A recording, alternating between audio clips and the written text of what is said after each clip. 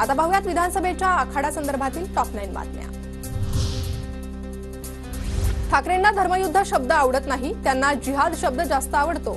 उद्धव ठाकरेंनी धर्मयुद्ध शब्दावर आक्षेप घ्यावा। टीव्ही 9च्या महामुलाखतीत देवेंद्र फडणवीसांकडून उद्धव ठाकरेंना आव्हान। फडणवीस धर्मयुद्ध बोलून दंगलींना प्रोत्साहन देत आहेत। निवडणूक आयोगाने धर्मयुद्ध शब्दावर आक्षेप घ्यावा, उद्धव ठाकरेंची मागणी।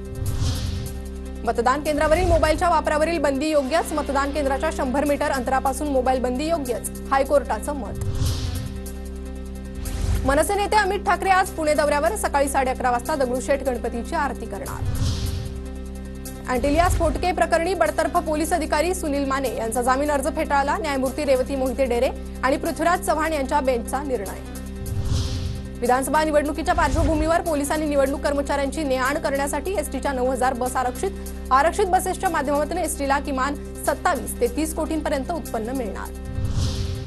नाशिकच्या येवला शहरात पोलिसांनी काढला रूट मार्च, नागरिकांनी निर्भीडपणे मतदान करावं, पोलीस प्रशासनाकडून आवाहन। गोंदिया जिल्ह्यातील आमगावात पोलिसांनी लॉंग मार्च काढला। निवडणूक काळात कोणताही अनुचित प्रकार किंवा घटना घडू नये म्हणून पोलीस प्रशासन सतर्क।